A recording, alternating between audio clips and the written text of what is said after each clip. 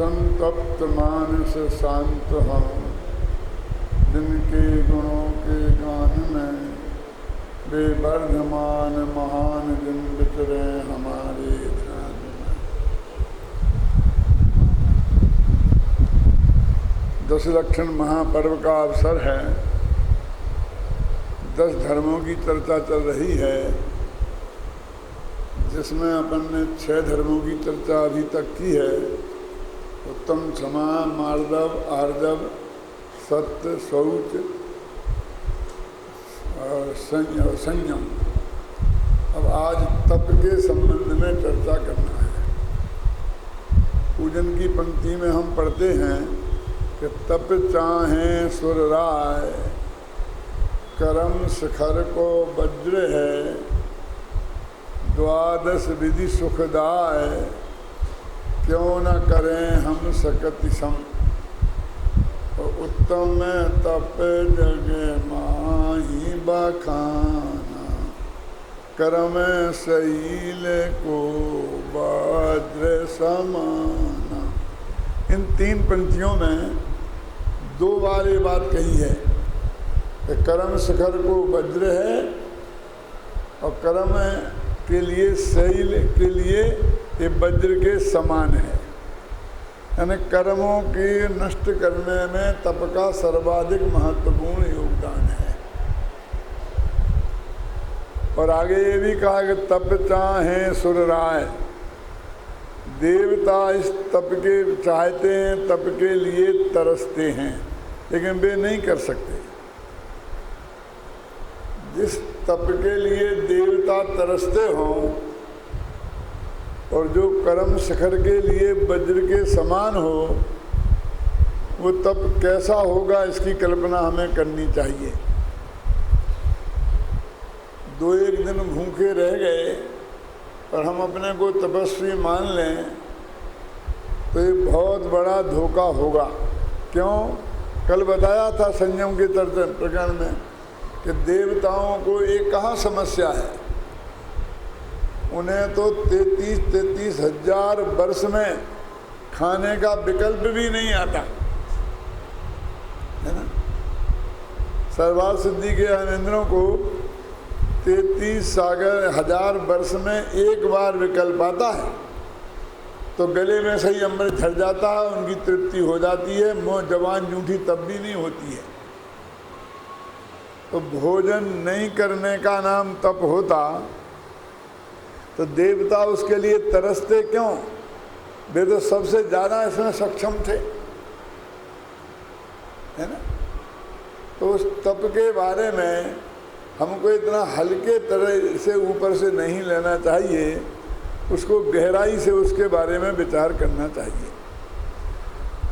वैसे बहुत लंबा सब्जेक्ट है, क्योंकि 12 भेद हैं तप के। 10 धर्मों के बारे में तो एक पूरी किताब लिखी गई, तो 12 तपों के बारे में तो इससे सवाई डेढ़ी किताब लिखी जा सकती है। अब उसको हमें अभी 1 घंटे के भीतर उसके सारे में चर्चा करनी है, इसलिए मैं ज़्यादा आपको नहीं उलझाऊंगा। कि 12 विधि सुखदाय लिखा ना, कि वो 12 प्रकार का होता है। जो पंक्तियाँ अभी अपन ने पढ़ी ना कि तप चाहें सुर राय, कर्म शिखर को वज्र है और 12 विधि सुखदाय, वो 12 प्रकार का है और सुख को देने वाला है। क्यों ना करें निज सकति सम। तो उस तप को हम भी अपनी शक्ति के अनुसार क्यों नहीं करें? नहीं, अवश्य करना चाहिए। जैसी हमारी शक्ति हो उसके अनुसार उस तप को हमें अवश्य करना चाहिए। और अभी आपको यहाँ पीयूष जी बता रहे थे कि आप ऐसा मान के हमारे बाप दादे करते आए इसलिए हम करेंगे उपवास, हम हमारे कुल में ये रीति चली आई इसलिए हम करेंगे, हमारे शास्त्रों में लिखा है इसलिए हम करेंगे, तो वो वास्तविक धर्म नहीं होगा। इसलिए उसको हमें गहराई से समझना पड़ेगा। देखो, वो 12 प्रकार में 6 अंतरंग तप हैं और 6 बहिरंग तप हैं। टोडरमल जी ने ऐसा लिखा कि बहिरंग माने क्या, कि जिनके करने से बाहर से देखने पर लोगों को ऐसा लगे कि ये तपस्वी हैं, तो वे बाही तप हैं। कोई आदमी अपने घर के कोने में बैठकर रोजाना 15 मिनट आत्मा का ध्यान करता है कि स्वाध्याय करता है, इसको अंतरंग तप कहा, ध्यान को और स्वाध्याय को, तो वो लोगों को ऐसा नहीं लगेगा कि ये तपस्वी है। लेकिन यदि वो उपवास करता है, एकासन करता है, वृत्ति परिसंख्यान करता है, रस परित्याग करता है, तो जगत को दिखता है कि ये तपस्वी है। ये 12 तपों में 6 बहिरंग और 6 अंतरंग। इनके मैं नाम बताता हूँ। अनशन माने उपवास, फिर अमोदर्य है ना, वृत्ति परिसंख्यान, रस परित्याग, विविक्त सय्यासन और काय क्लेश, ये 6 बहिरंग तप हैं। और 6 अंतरंग, प्रायश्चित, विनय, वैयावृत्ति, वित्सर्ग, स्वाध्याय और ध्यान, ये 6 अंतरंग तप हैं। 12 हुए। अब इनमें से आगे आगे के तप पिछले तप से महान हैं। इसका अंदाजा आपको इस बात से लगेगा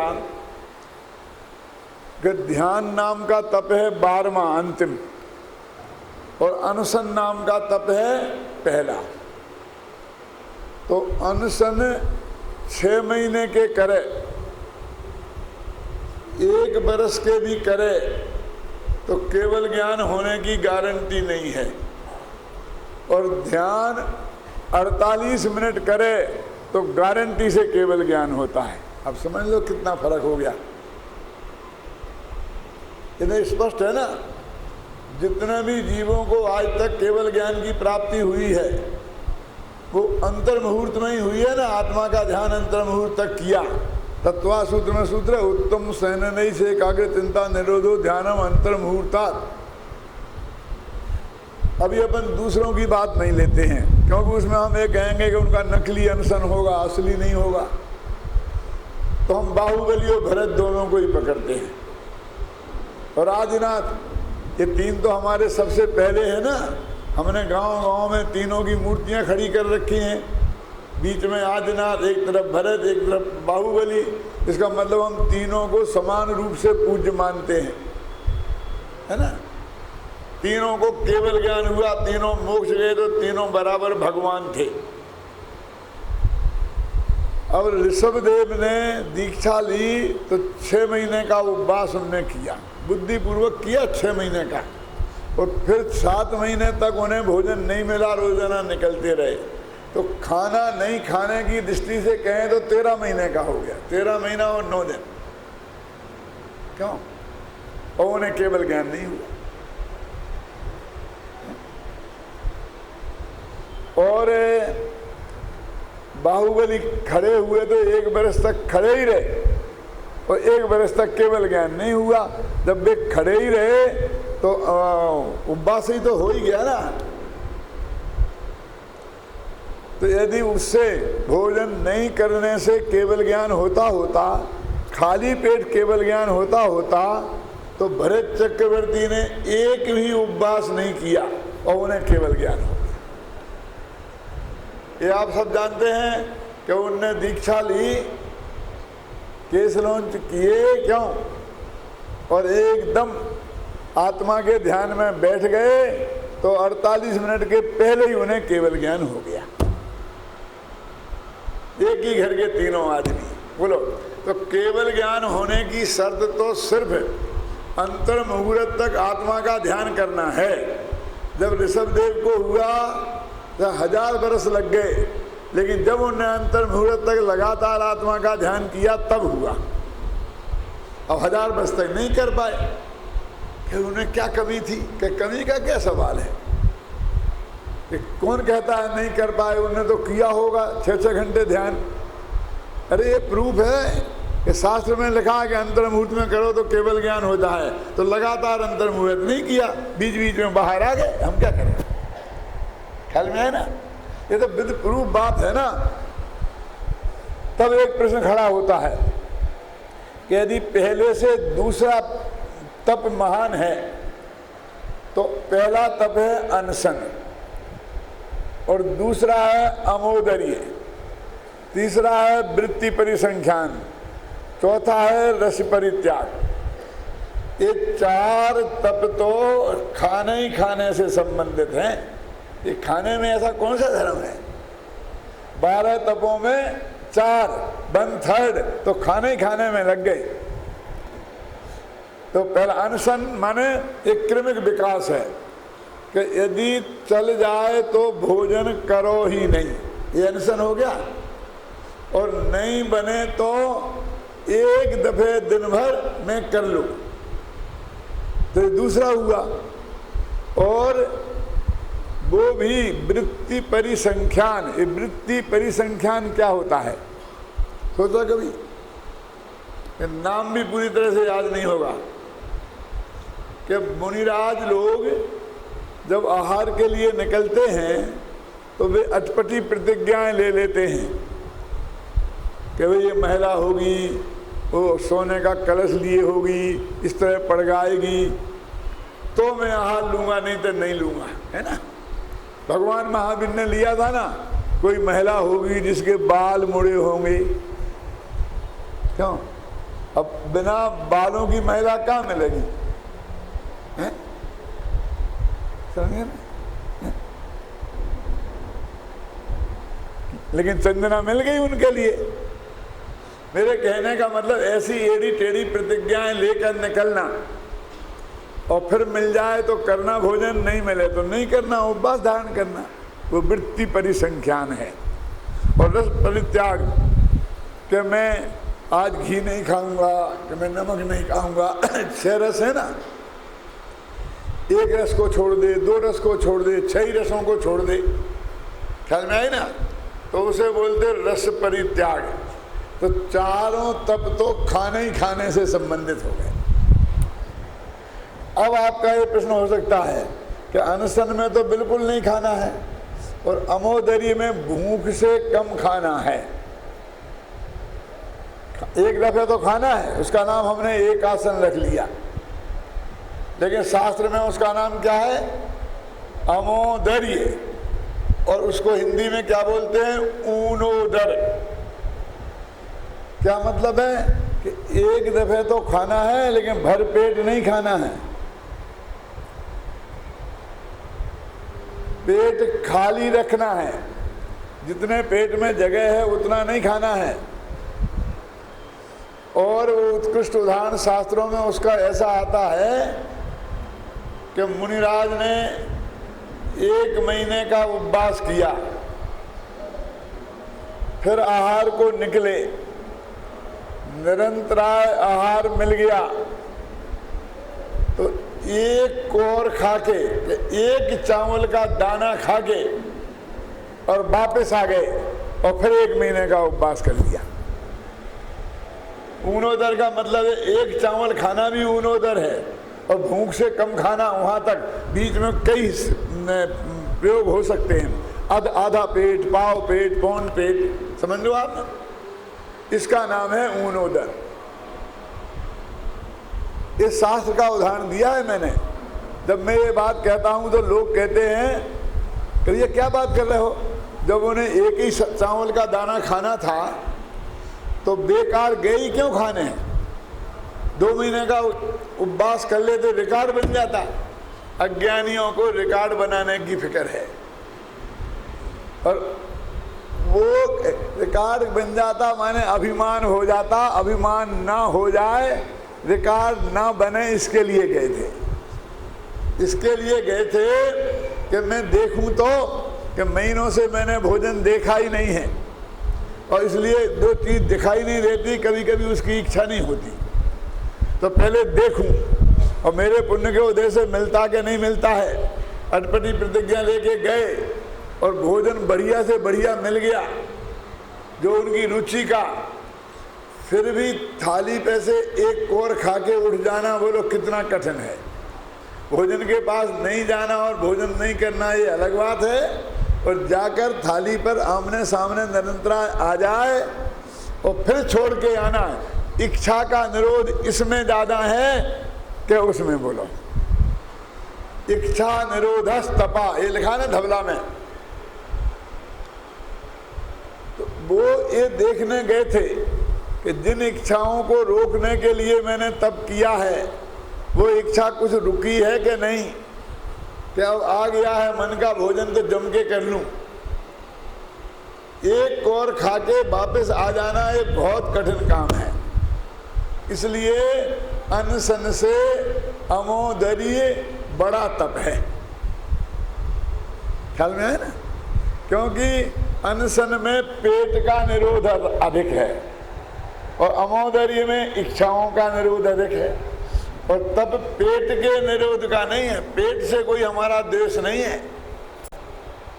क्या हमारा तो इच्छाओं से है, इच्छाओं का निरोध हमें करना है। ख्याल में, इच्छाओं का निरोध। लेकिन वो आज जो अमोदरी है ना, जिसे हम एक आसन कहने लग गए हैं, वो ऊनोदर था। वो था तो ऊन उदर, ऊन माने खाली पेट, और हमने उसे दूनोदर कर दिया है। तो एक जगह बैठ के और जम के ही 2 ही टाइम का खा लिया जम के, और गरिष्ठ बढ़िया। क्यों? हलवा पूड़ी बना बना के, बादाम का एकदम सीरा बना करके, क्यों है? दूनोदर हो गया है हमारा वो ऊनोदर। और फिर हमने दूसरा नाम क्या रख लिया? एकासन। एकासन का क्या अर्थ होता है? एक बार आसन माने भोजन। तो वो कहता नहीं, एक आसन से बैठना। मेरे एक मित्र हैं बंबई में, डॉक्टर हैं, नाम नहीं बताऊंगा। मैंने देखा उनके घर में कि वो 11 बजे बैठ गए तो 2 बजे तक वहीं बैठे रहते हैं, और फिर खाना और चाय और पानी सब चलता रहता है। क्या है?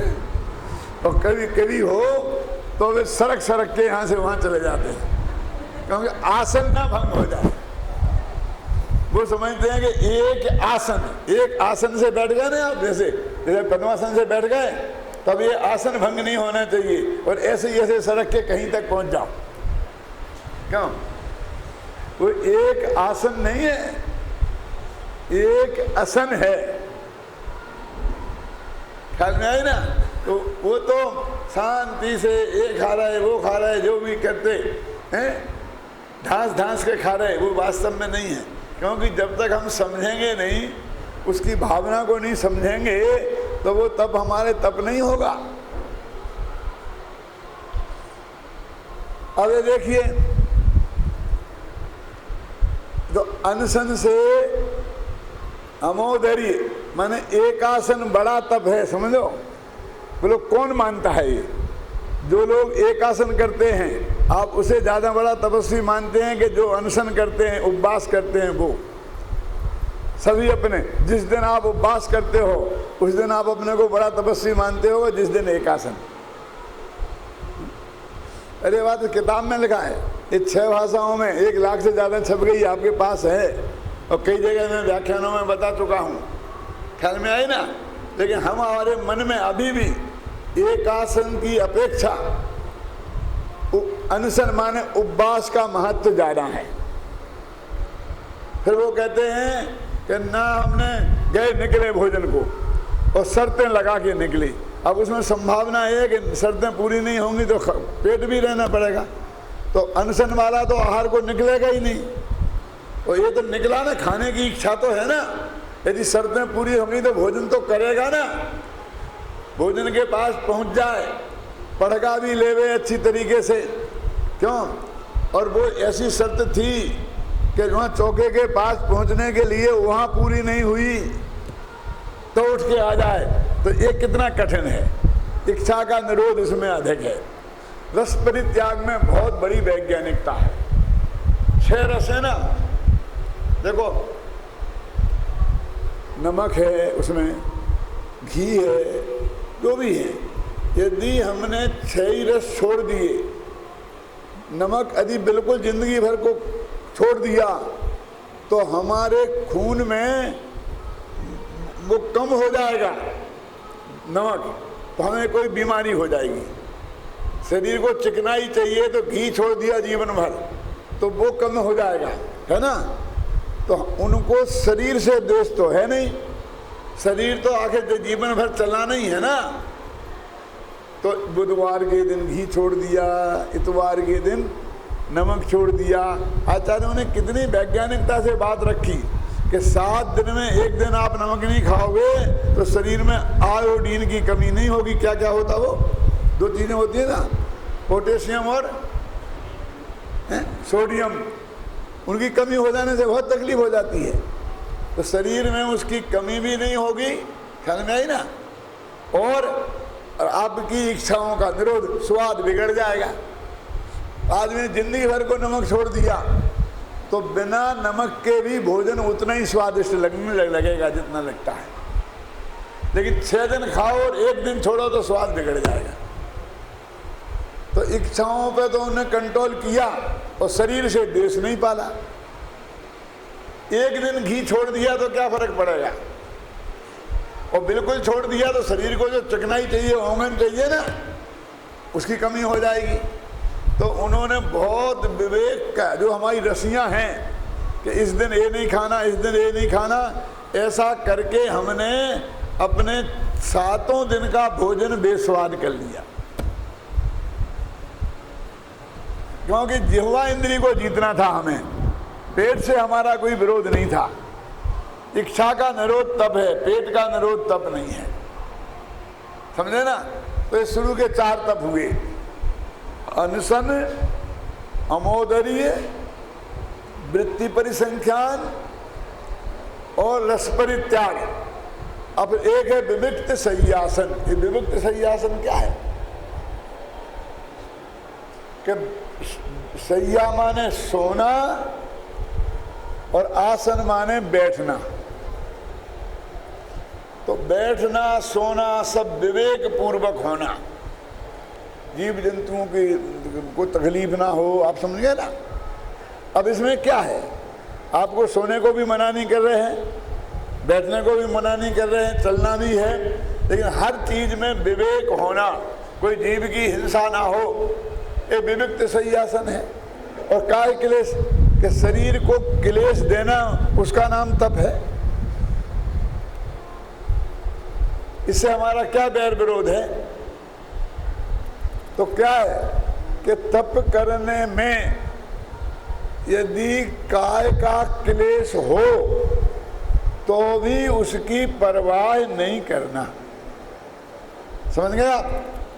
अब हम कहेंगे पर्वत की चोटी पे गए, अब वो ध्यान धरने बैठ गए, जेठ की दोपहरी में भयंकर गर्मी है, धूप है, तो क्यों? क्योंकि वहाँ काय को क्लेश देने के लिए गए हैं कि खूब पसीना निकलेगा, क्यों? तो बहुत बड़ा तप हो जाएगा। अरे काय को क्लेश देने से, समझे ना, धूप में बैठने से कर्म नहीं झरेंगे, पसीना झरेगा। तो फिर वे क्यों गए? नहीं जाना चाहिए था उन्हें। अरे वे तो आत्म ध्यान के लिए एकांत खोजते थे। ध्यान सबसे बड़ा तप है ना। यदि वो ऐसी जगह बैठते कि जहां बगल में आगे कोई दूसरा आदमी बैठ सकता है, तो वो आके माथा खाए बिना नहीं रहता, कुछ ना कुछ चुकुर चुकुर करता। मेरा एक प्रश्न है, जवाब दे दो साहब, जवाब दे दो। तो शांति से वो अपना ध्यान नहीं कर सकते थे। तो वो तो ऐसी जगह बैठने के गए कि कोई बगल में आए ही नहीं, बगल में बैठने लायक जगह ही नहीं हो, ऐसी चोटी पे बैठे हुए। तो चोटी पे बैठ जाते, ऐसी कोई ना बैठे, लेकिन छाया में तो बैठ जाते ना, कि छाया में कोई आदमी नहीं पहुंचता तो पशु पक्षी पहुंचते, वो डिस्टर्ब करते, और धूप में कोई नहीं पहुंचेगा, तो वो भले ही थोड़ा काय का क्लेश होगा, समझ गए ना, लेकिन आत्म ध्यान में बाधा नहीं आएगी। तो आत्म ध्यान में बाधा न आवे और काय का क्लेश हो, उसे बर्दाश्त करना वो काय क्लेश तप है। शरीर को क्लेश देना वो तप नहीं है। अंतर समझ में आया ना। बहुत से लोग पाँव के अंगूठा पे खड़े हो गए, एक के पाँव पे खड़े होगी तब कर रहे। क्यों? अरे भाई तुम आत्मा का ध्यान कैसे करेगा? तेरा ध्यान तो पैर पे रहेगा, अंगूठा पे, जरा बैलेंस बिगड़े तो गिर जाएगा। तो आत्मा पे तो तेरा ध्यान होगा नहीं गारंटी से, ऐसी शर्त हो गई। ये जैन दर्शन की बात नहीं है। खड्गासन होता ना अपने, खड्गासन मालूम किन के लिए है? जो उसी भव से मोक्ष जाने वाले हो। क्या कह रहे आप? खड़े होकर समय करना उनके लिए है। क्यों? क्योंकि वो वज्रविषम नाराज सेनन है। वे खड़े होंगे और शरीर पे से उपयोग हट जाएगा तब भी वो गिरेंगे नहीं, खड़े रहेंगे। क्यों? और हम और आप तो खड़े हो जाएं और शरीर पे से उपयोग हटे तो धड़ाम से गिर जाएंगे। इसलिए अपने को ऐसा आसन बताया ध्यान का कि पद्मासन दोनों पैरों से ऐसा बांध दो कि शरीर पे से उपयोग हट जाए तो भी हमारा शरीर गिरे नहीं। क्यों भाई साहब? अजित जी के पीछे बैठे हैं। इस आसन से बैठ के आप सामायिक करेंगे तो क्या होगा? गिर जाएंगे ना। तो पैरों को तकलीफ देने के लिए पद्मासन नहीं लगवाते हैं, और तकलीफ होगी इसलिए धर्म होगा ऐसा नहीं है। लेकिन तुम्हारा उपयोग चला जाए वहां से तो भी तुम गिरो नहीं, क्यों? गिरने से ध्यान भंग हो जाएगा। ये काय क्लेश तप है। काय को क्लेश देना तप नहीं है। काय तो अजीब है, वैसे काय का क्लेश होगा भैया?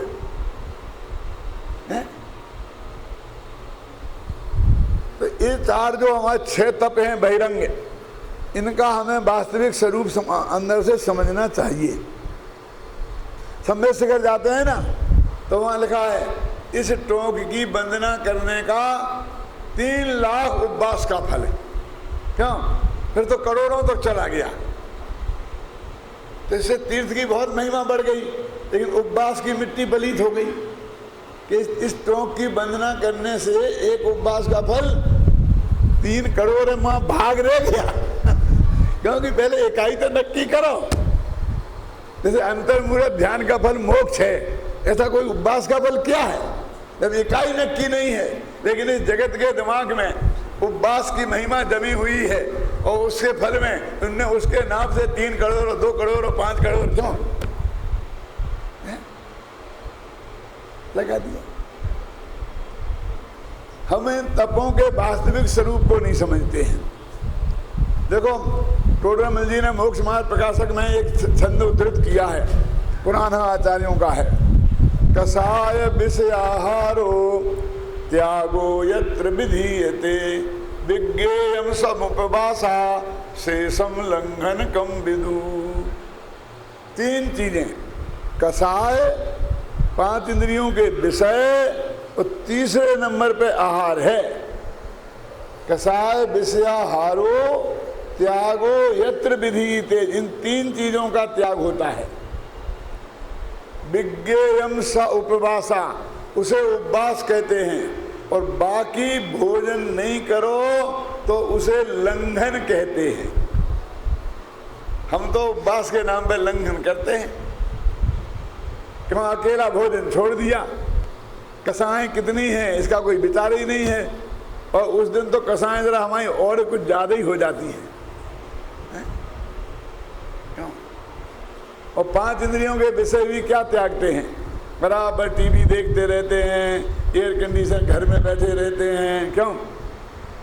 5 इंद्रियों के विषयों का त्याग करते हैं, अकेले पेट का निरोध करते हैं। देखिए 3 चीजें। उपवास के दिन हमने उपवास किया क्यों? प्रयोजन समझो, जरा समझना जरा गंभीरता से। विनोबा ने, आचार्य विनोबा ने लिखा है कि न्याय की कमाई तो उतनी ही की जा सकती है कि पेट मुश्किल से भरे। तो विनोबा को तो हम नहीं मानेंगे। तो आत्मानुशासन का 14वां छंद पढ़ना। आत्मानुशासन किताब है गुणभद्राचार्य की, उसमें लिखा है, क्या लिखा है? शुद्धै धनै विवर्धन्ते न सताम अपि संपदा। शुद्ध धन से तो सज्जनों के भी संपत्ति नहीं बढ़ती है। क्यों? कि मीठे पानी के समुद्र हमने आज तक नहीं देखे। क्या? समुद्र तो खारे पानी से ही भरता है भाई साहब। मीठे पानी की तो बिस्लरी की बोतल ही मिलेगी शुद्ध सात्विक पीने लायक, समझ गए ना आप? उनने एक किसने लिखा? गुणभद्राचार्य ने 1000 वर्ष पहले लिखा। तो वो ये कहते हैं कि हमने जितना 8 घंटे कमाएं, तब दिन भर का खाना तैयार हो ईमानदारी से, फिर उसे बनाएं, नहाएं, धोएं, भगवान की पूजा भक्ति करें और खाएं, तो हमें स्वाध्याय को समय नहीं मिलता और आत्मा के ध्यान को समय नहीं मिलता। कि हमें तो आज पूरे दिन स्वाध्याय करना है और आत्मा का ध्यान करना है। क्यों?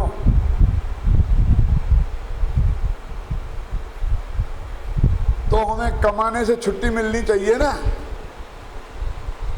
कि कमाओगे नहीं तो खाओगे क्या? भैया आज नहीं खाएंगे तो कमाने से छुट्टी कब मिलेगी ना, कि जब नहीं खाएंगे। और बनाने से छुट्टी मिलना चाहिए ना माताओं बहनों को। क्यों? क्यों? खाना पड़ेगा तो बनाना पड़ेगा। तो पूरे हर नहाने से, खाने से, बनाने से, कमाने से, नहाने से भी, उपवास के दिन नहाने की जरूरत नहीं है। सारे आरंभ से, झाड़ू लगाने से, सब श्रृंगार करने, सबसे छुट्टी लेके हमें 24 घंटे धर्म ध्यान में लगाना है। भोजन इसलिए छोड़ा था, उपवास इसलिए था। ख्याल में आई ना? वो तो मैं बिल्कुल कुछ किया ही नहीं, तो भोजन छोड़ने से क्या हुआ? ख्याल में आई ना? वो तो किया ही नहीं, तो हम उस उपवास का भी सही स्वरूप कहाँ जानते हैं। फिर भी न मालूम इस जगत में उसकी कितनी महिमा है। ख्याल नहीं? ये 10 दिन का उपवास कर लेती हैं माताएं बहनें। तो हमारे जयपुर में फिर क्षमावाणी का होता है ना, हमारे 25 तारीख को क्षमावाणी है, मुख्यमंत्री आ रहे, केंद्र से प्रदीप जी आ रहे, मुझे भी जाना है उस सभा में, मेरी भी ड्यूटी है वहाँ। तो वहाँ पर 100-200 उपवास करने वालों का सम्मान होगा। क्या? जिनने 10 दिन के उपवास किए, 5 दिन के किए। लेकिन 2-4 दिन बाद ऐसी हालत हो जाती है कि फिर न स्वाध्याय न कुछ भी, सारी धार्मिक क्रियाएं एक तरफ रखी रह जाती हैं। 2-3 दिन में तो गाड़ी खींचती है। क्यों? किसी तरह पे अपने दिन पूरे करते हैं। तो अकेले पेट का निरोध किया ना, और उसके बाद बहुत ठाट का जुलूस निकालते हैं, सैकड़ों लोगों को भोजन कराते हैं, लाखों रुपए का बजट बनता है, और दुल्हन जैसा श्रृंगार करके लेडीज को बैठाया जाता है और जुलूस निकालते हैं। क्यों? क्योंकि उपवास सबसे बड़ा तप है। अब शास्त्र में उपवास पहला तप है, और स्वाध्याय कौन सा तप है? 10वां। तो वो कितना महान होगा? अभी मैंने पहले अंदाजा बता दिया ना ध्यान से। अब एक स्वाध्याय नाम का तप है, उसका कोई जुलूस निकाला किसी ने? क्यों? 2 सग्गी बहनें हैं, जरा ध्यान से सुनना। एक ने 10 दिन के उपवास किए और दूसरी दिन में 2 दफे खाती है शांति से, और दिन भर स्वाध्याय करती है, पढ़ती है, पढ़ाती है, दूसरों को समझाती है, ये सब इस काम में लगी रहती है। तो घर में ज्यादा धर्मात्मा किसे माना जाएगा? बोला क्या? वो निरंतर धर्म ध्यान में ही लगी है, समझे ना? पढ़ना, पढ़ाना, लिखना, लिखाना, ये सब शास्त्र का स्वाध्याय, आत्मा का ध्यान।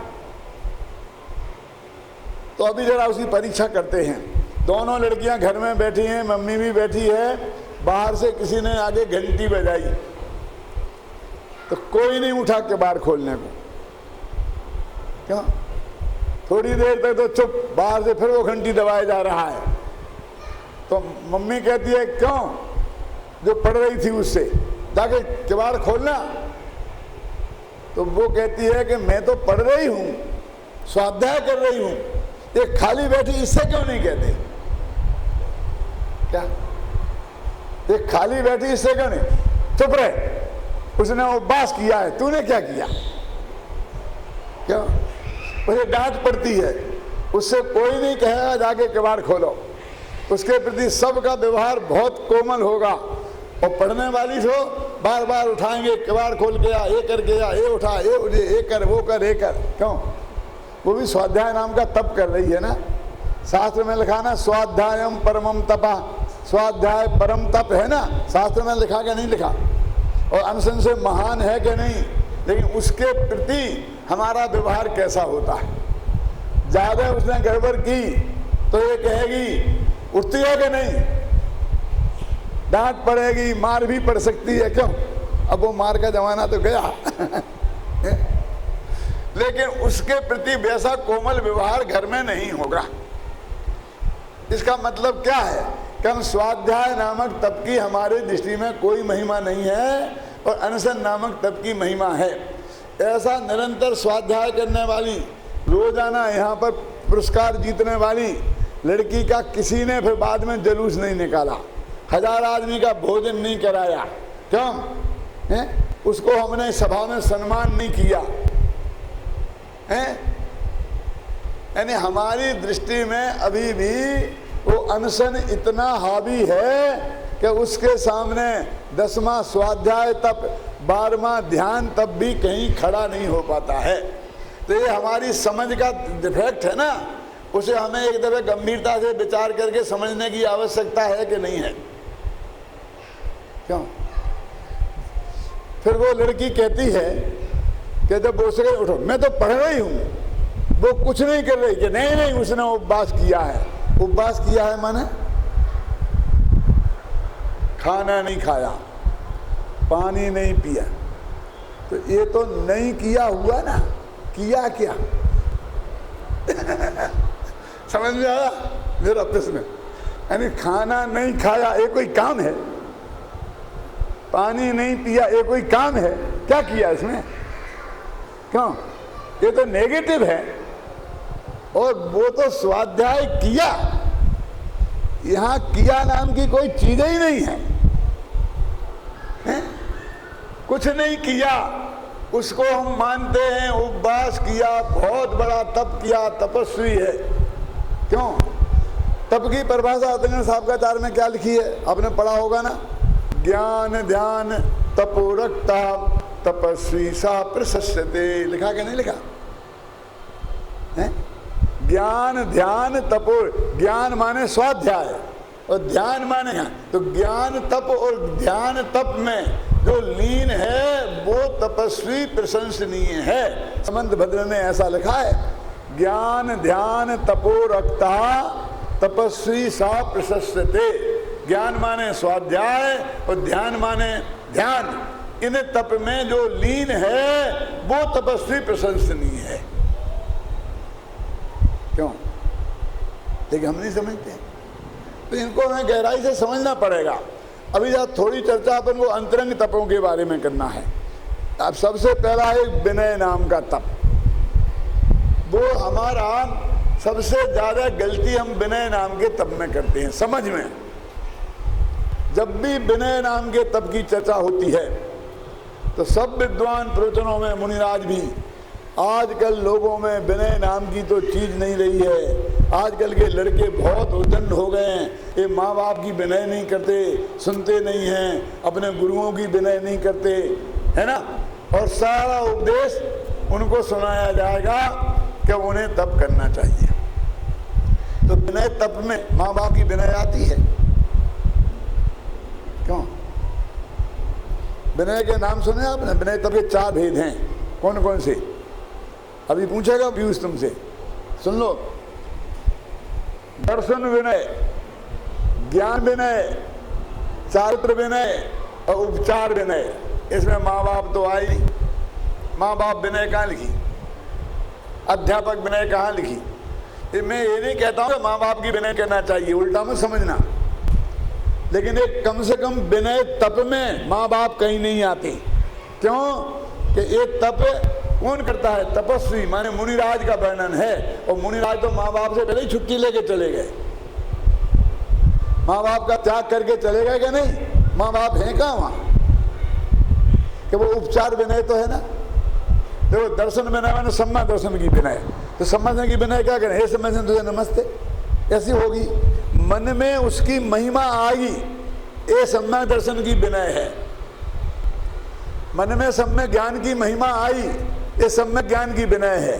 मन में चारित्र की महिमा आई, ये सम्यक चारित्र की विनय है। और उपचार देखो फिर सुनो, ये धर्म में ही उपचार लगाएगा तो कहते सम्यक दर्शन की विनय वो दर्शन विनय, और सम्यक दृष्टि की विनय वो उपचार विनय, सम्यक ज्ञान की विनय वो निश्चय विनय, और सम्यक ज्ञानी की विनय वो उपचार विनय, और चारित्र की विनय वो निश्चय विनय, और चारित्रवंत की विनय वो उपचार विनय। ये तो सम्यक दृष्टि ज्ञानी धर्मात्मा चारित्रवंत उनके विनय की बात है। इसमें माँ बाप कहाँ आते? भैया विनय बहुत खतरनाक है, घबराना नहीं। ये सबसे बड़ा धर्म है, पहली बात, सबसे बड़ा पुण्य है और सबसे बड़ा पाप है। घबराना नहीं, क्या कह रहा हूं? आपने विनय करी ना, अब यही विनय सबसे बड़ा धर्म है और सबसे बड़ा पुण्य है और सबसे बड़ा पाप है। कि ऐसा कैसे हो सकता है? एक ही चीज यहाँ, ये 12 तपों में एक विनय नाम का तप है, इसे धर्म हो गया। और 16 कांड भावना में एक विनय संपन्नता नाम की भावना है ना, दूसरी। तो वो सबसे बड़ा पुण्य तीर्थंकर प्रकृति बनेगी, हो गया ना। और 5 प्रकार का मिथ्यात्व है, उनमें भी विनय है। विपरीत एकांत विनय के, संशय अज्ञान कुन के, बस होए घोर आगे कीने, बचते नहीं जाते कहीं ने। बोलो विनय, तो ये तीनों जगह विनय शब्द है। सही जगह विनय करी, अपने आत्मा में उपयोग को झुकाया, विनय हो गई ना, तो ये विनय नाम का तप हुआ। अपने गुरुजनों की विनय की, अपने गुरु धर्म गुरुओं की बात है, देव शास्त्र गुरु, उनकी विनय की, तो ये विनय का नाम का पुण्य भाग हुआ। और विनय नाम के मिथ्यात्व का सेवन किया तो सबसे बड़ा पाप हुआ। भैया हम तो सबको नमस्कार करते हैं, हमें कोई भेदभाव नहीं है। हम ना कोई दिगंबर श्वेतांबर का भेद करते हैं, ना हम जैन अजैन का, और हम तो मंदिर मस्जिद सब में जाते हैं। क्यों? अब नेता बनोगे तो जाना ही पड़ेगा ना, जीतते ही अजमेर की ख्वाजा में भी जाना पड़ेगा और यहाँ भी जाना पड़ेगा ना। अभी भी अपने को सबसे बढ़िया मानते हैं हम, बिल्कुल राग द्वेष नहीं है। सच्चे वीतराग तो यही हो गए। क्यों? अरे विनय एक ऐसी दुधारू तलवार है कि जो चलाई जाती है अपने माथे पे और कटते हैं शत्रुओं के माथे, लेकिन किसी को चलाना नहीं आए तो अपना माथा भी कर सकता है। समझे ना? सही जगह पे करे तो कर्म को काटती है, और गलत जगह पर करे तो धर्म को काटती है। समझ में आया ना? विनय तो वो ही है। और छलिया आदमी जितनी गहरी नमस्कार करता है, बाहर से विनय ज्यादा करता है, अंदर में पाप रखता है। सच्चा आदमी वैसी विनय नहीं कर सकता। जिसने अपने माथे की कोई कीमत नहीं की, उसकी कौन कीमत करेगा? ये माथा हमारा सड़ा नारियल है कि चाहे जहां फोड़ दिया। जिसे विवेक नहीं है कि कौन नमस्कार करने योग्य है और कौन नमस्कार करने योग्य नहीं है, वो विनय करके भी, सच्ची जगह विनय करके भी विनय तप नहीं हो सकता। भाई साहब ये तो मुनियों का भेद है। विनय तप किनके होता है? अंतरंग मुनियों के। तो वे किसको नमस्कार करें? बोलो, अपने गुरुओं के अलावा किसको करें? अनंत को करें। हमें तुम्हें करेंगे, ये जगह जगह माथा टेकने वाले, चाहे जिसे नमा नमा करने वाले अपने को विनय तप से संपन्न मानते हैं। धोखे में मत रहना, ये विनय तप नहीं है। और बैयावृत्ति तप की हालत तो इससे भी ज्यादा खराब है। हमारी समझ में, मैं समझ की बात कर रहा हूं और जो मैं बोल रहा हूं वो सब इस किताब में लिखा है। और मेरा कैसेट भी बन रहा है, ये सब टीवी पे जाएगा भैया अजित भाई, ये टीवी पे आएगा, सारा देश सुनेगा। तो एक एक सब समझ के बोलना पड़ता है ना, कोई कुछ भी कहता है। बहुत सोच समझ के अध्ययन करके बोलता हूँ मैं, ऐसा नहीं बोलता हूँ एक शब्द भी। बैयावृत्ति तप है। भैया बैयावृत्ति किसे कहते हैं बोलो, मुंह से मत बोलना, अपने अपने मन में सोच लो जरा कि बैयावृत्ति से आप जानते हैं कि नहीं जानते। क्यों कि हमको इतना बेवकूफ़ समझते हो बड़ौदा वालों को? अरे हम तो जितने महाराज आते सबकी बैयावृत्ति करते भी हैं। माने बैयावृत्ति माने महाराजों के पैर दबाना है ना, क्यों? यही करते हैं ना बैयावृत्ति के नाम पर हम सब, यही है ना। अब मैं जरा एक प्रश्न करता हूं कि पैर दाबना ये बैयावृत्ति है कि पैर दबवाना ये बैयावृत्ति है? समझ गए ना दोनों का अंतर? हमारे हिंदी वाले तो सब समझ जाते हैं, गुजराती वालों को ध्यान में आई कि नहीं आई। यानी हम मुनि महाराज के पैर दबाएं तो ये बैयावृत्ति है, तो हम तपस्वी कहलाए कि महाराज? हमने तो पैर दबाए, और किसके दावे? महाराज के। तो बैयावृत्ति तप किसको हुआ, हमें के महाराज को? बोलो, क्यों? पैर तो हमने दबाए हैं, तो हमें होना चाहिए तपस्वी, लेकिन तपस्वी महाराज है और उनके तप है बैयावृत्ति, हमारा नहीं है। 12 तप तपस्वियों के होते हैं, जानते हैं आप? तप में और संयम में क्या फर्क है? एक भाई का प्रश्न आया, इसमें तप में और संयम में क्या फर्क है? जी जेब में रखा, मेरे दिमाग में भी रखा है। जो मुनि अवस्था में अनिवार्य हो उसे संयम बोलते हैं, जो ऑप्शनल हो उसे तप बोलते हैं। मान लो जैसे 28 मिनट तो अनिवार्य है, लेकिन एक उपवास करना, 10-10 उपवास करना जो अनिवार्य नहीं है। शक्ति हो तो करे और नहीं हो तो एक भी नहीं करे। आदिनाथ ने 6 महीने के किए थे और कई तीर्थ आदित्यनाथ ने 2 दिन का ही नहीं किया था। बोलो क्या करो? ऑप्शनल है और वो तप है, लेकिन संयमी वो ही तपस्वी है जो पहले संयमी हो। तो मुनिराजों की बात है ये आप लोगों के लिए है भी नहीं। तो वो तो पैर दबवाना, यदि ये तप है, इससे बढ़िया तप और क्या होगा? आप हमारे पैर दबाओ, उसकी वजह से हम तपस्वी हो जाएं। ऐसी तपस्या करने को हम पूरी तरह तैयार हैं भैया। क्यों? और यदि पैर दाबना तप है तो हम तपस्वी हुए? तो हम तपस्वी हैं नहीं, मुनिराज तपस्वी हैं। तो क्या मतलब है फिर? बैयावृत्ति माने सेवा होता है, और सेवा का अर्थ पैर दबाना हमने लगा लिया है। मैं ये नहीं कहना चाहता हूं कि बैयावृत्ति में पैर नहीं दबाए जाते हैं। इस प्रवचन सार में बहुत विस्तार से सब बातें लिखी हैं।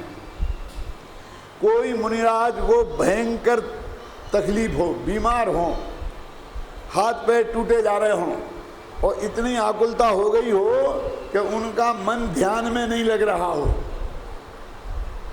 तो उन्हें हम अपने आत्मा को आत्मा में स्थिर करना और दूसरे के स्थिर करना, उसका नाम बैयावृत्ति है। तो उसे कोरा उपदेश दें कि देखो तुम आत्मा की सोचो, ये क्या पैर तकलीफ है, चिल्ला रहे हो, तो वो हमारी सुनेगा नहीं।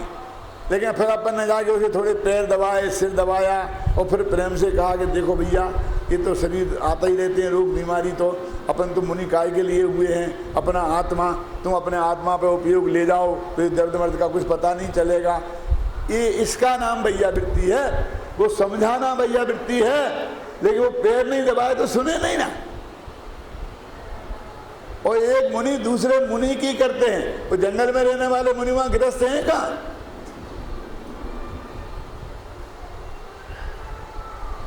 समझ गए ना? पैर दबाना तो रोजाना हम ठाठ से पैर दबा रहे हैं और दबवा रहे हैं, इसका नाम बैयावृत्ति नहीं है। बैयावृत्ति में पैर भी दबाए जाते हैं, लेकिन असली चीज तो कि वो अपने पद से डिग रहा हो, उसके परिणाम शिथिल पड़ रहे हों तो उसी में स्थिर कर देना, और अपने परिणाम शिथिल हो रहे हों तो अपने उसमें ही स्थिर कर लेना, समझ गए सोच के। तो अपनी वैयावृत्ति है, सबसे ज्यादा वैयावृत्ति तप के बारे में गड़बड़ है। अब समझे ना। अब ये और स्वाध्याय नाम का भी एक तप है जिसके लिए आचार्यों ने बहुत गंभीरता से विचार किया है। क्या?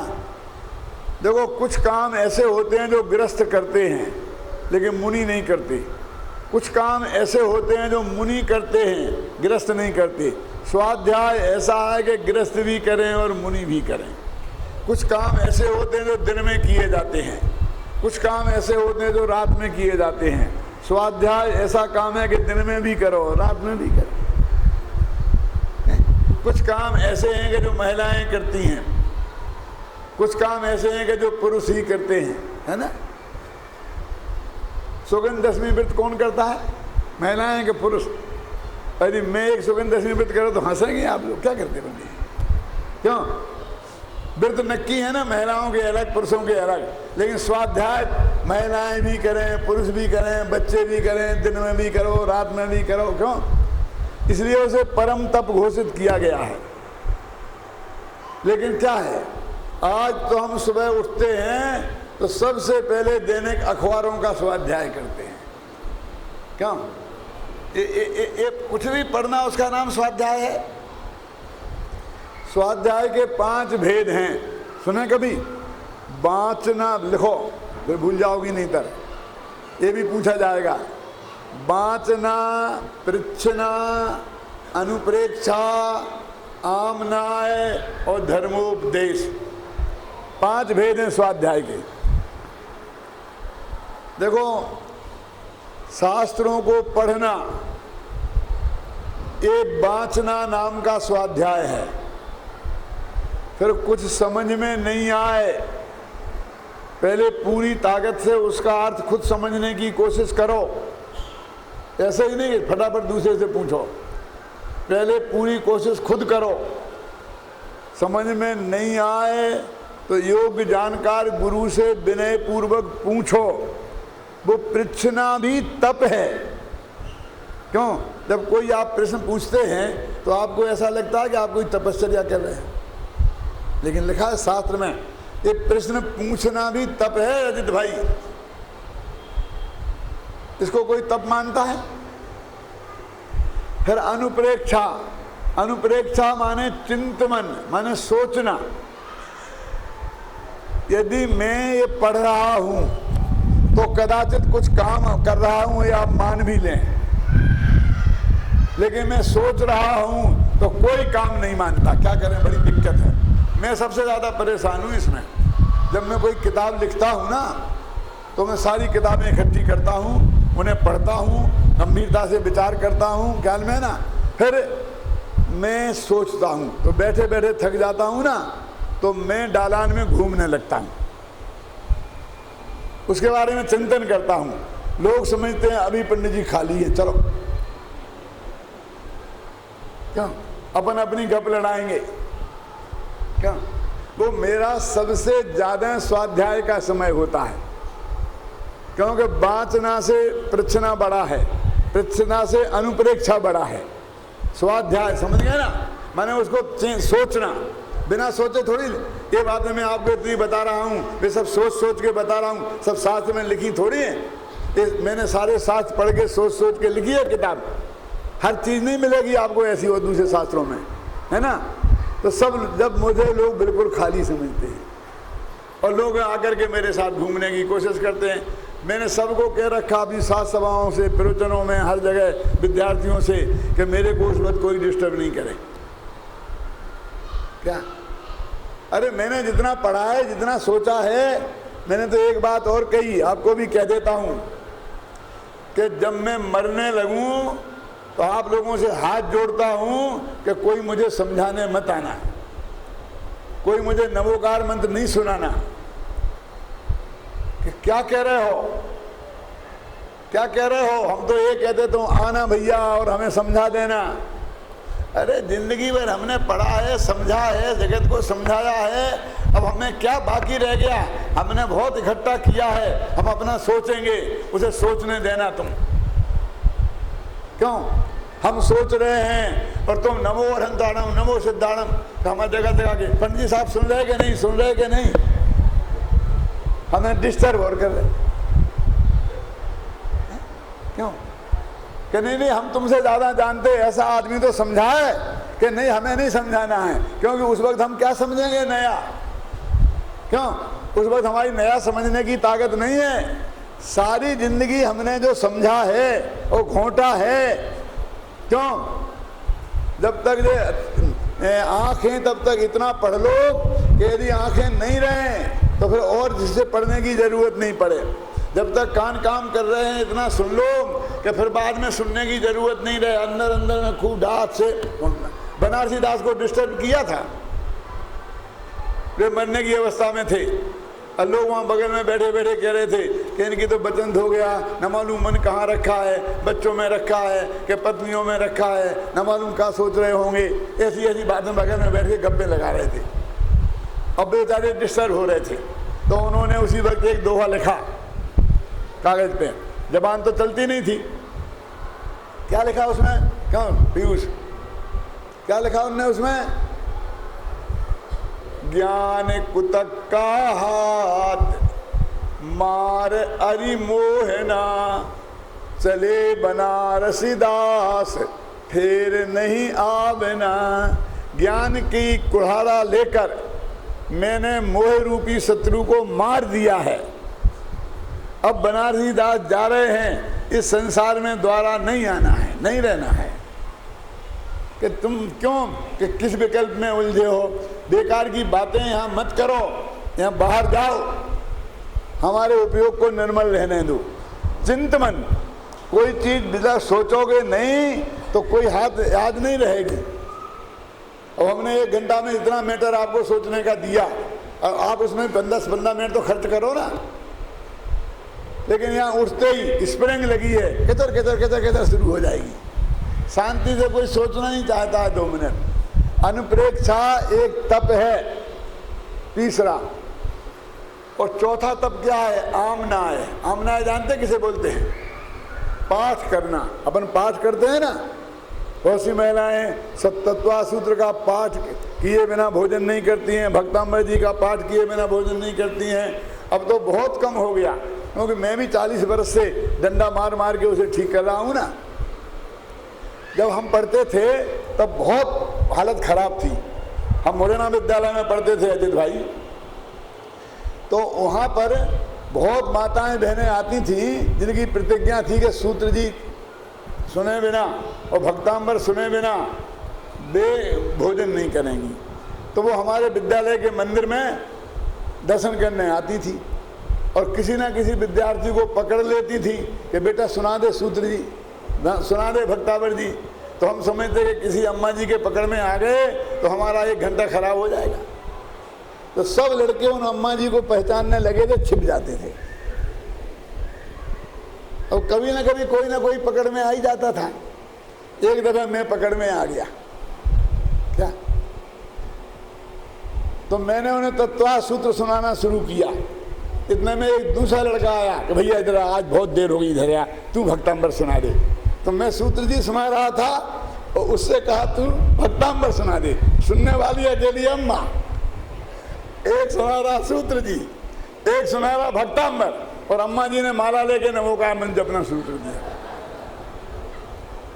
बस कान में पड़े तो धर्म हो जाएगा। अब मैंने सोचा कि अम्मा जी सुन तो रही नहीं है, और अपना अपना समय खराब क्यों करें भाई? हम तो 24 घंटा वही पढ़ते थे ना, तो हमें तो दूसरा काम भी बहुत थे ना। तो मैंने 5-7 सूत्र पढ़े और कहा इति तत्वार्थकमे प्रथमो अध्याय, और ऐसे फटाफट 10 अध्याय मैंने 15 मिनट में पूरे कर दिए, जो 1.25 घंटा में होते थे। मैं तो समझता था मैंने बड़ा जग जीत लिया है। लेकिन दूसरे दिन अम्मा जी आई तो कि वो पतला पतला लंबा लंबा लड़का कहाँ है? कि क्यों? कि मैं तो सूत्र जी उसी से सुनूंगी, तुम लोग तो 1-1 घंटा खराब कर देते हो। वो 15 मिनट में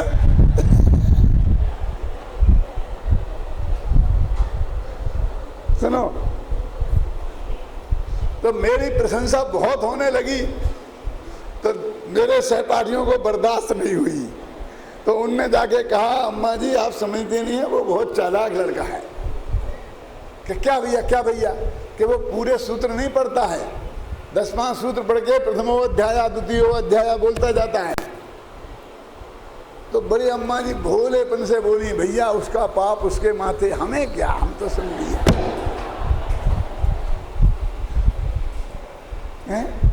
जिस अम्मा को यही पता नहीं है कि इसमें पहले अध्याय में 33 सूत्र हैं, दूसरे में 53 सूत्र हैं, और वो समझती नहीं है, उसे ऐसा आमना माने पाठ से क्या निहाल होगा, और जिंदगी भर करते आ रहे हैं, ऐसा हालत थी। समझ गए ना? पाठ माने क्या है मालूम आपको? जिसने बाँचा हो,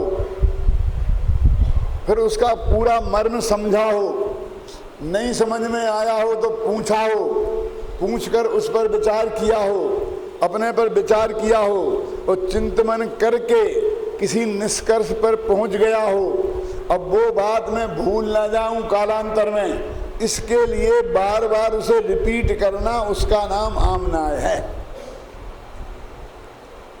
बिना समझे बिना पूछे ही ठोके जा रहे हैं। पूछना तप है, लेकिन चाहे जो कुछ लठ भाषा में बोल देना उसका नाम पूछना नहीं। पहले खूब गंभीरता से अध्ययन करो, पूरा अर्थ निकालने की कोशिश करो, और समझ में नहीं आए तो बिल्कुल समझने की भावना से पूछो, तो वो पृच्छना नाम का तप है। लेकिन दूसरे की परीक्षा करने के लिए हर गांव में कुछ ऐसे श्रोता होते हैं कि जिनके कुछ परमानेंट 10-5 प्रश्न रहते हैं, जो भी वक्त आया उसके सामने ठोक देते हैं। बस ये क्या जवाब देता है, कुछ सुनते नहीं थे, हंसते रहते हैं। कल में ना लोगों को पता चल जाए कि मैं भी कुछ जानता। इसके लिए बनारसीदास ने मालूम क्या लिखा? परस्त्री रमण है पर बुद्धि को परखवो। दूसरे की बुद्धि की जांच करने के लिए प्रश्न करना परस्त्री सेवन जैसा महापाप है।